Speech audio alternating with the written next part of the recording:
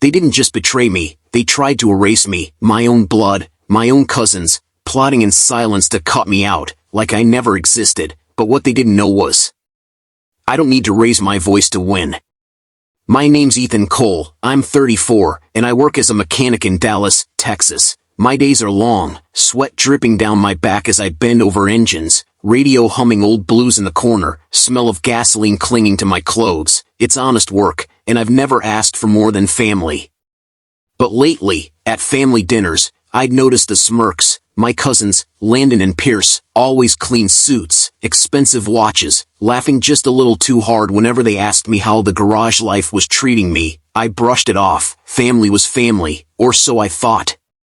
I spent years caring for my grandmother, Margaret, drove her to church every Sunday, paid her bills when the checks didn't stretch, fixed the leaky roof she loved sitting under during spring rain. She'd squeeze my hand and whisper, "Ethan, you're the only one I can count on." Landon and Pierce? They were ghosts, except at holidays, when the cameras were out, when showing up meant looking like dutiful grandsons. Then one afternoon, I overheard them in the kitchen, voices low but sharp. "We need him out of the will, he doesn't deserve a cent." "Relax, by the time the papers are signed, he won't even know what hit him." My chest went cold. At the lawyer's office, the betrayal landed like a knife. The will had been changed. My name, gone. Landon leaned close, his cologne choking me, and whispered, "Guess Grandma finally saw you weren't worth much." I wanted to scream, my fists clenched, nails biting my palms, but I stayed silent, years of sacrifice erased in a single smirk.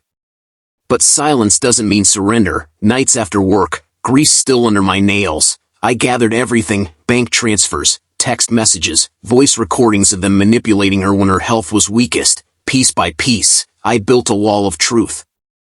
I never confronted them, I let them believe they'd won. Then came the panic, my phone lit up with desperate texts. "Ethan, whatever you think you found, it's not what it looks like. We can work something out. You'll regret this if you push it."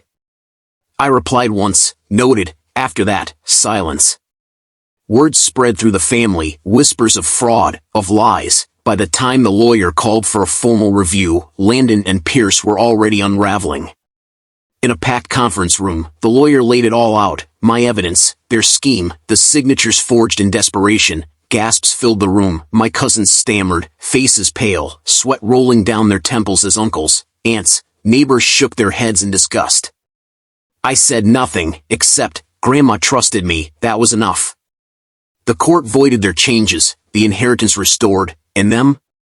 Fined, cut out entirely, their names stained in the family forever. And me? I didn't feel victorious, just steady, because sometimes the strongest revenge isn't rage, it's dignity. Hard work, loyalty, those are things greed can never erase. These days, I'm back in the garage, sun warming my back, radio humming, and every time I wipe the grease off my hands, I remember, silence can be the loudest revenge. Tell me, would you have stayed quiet like I did?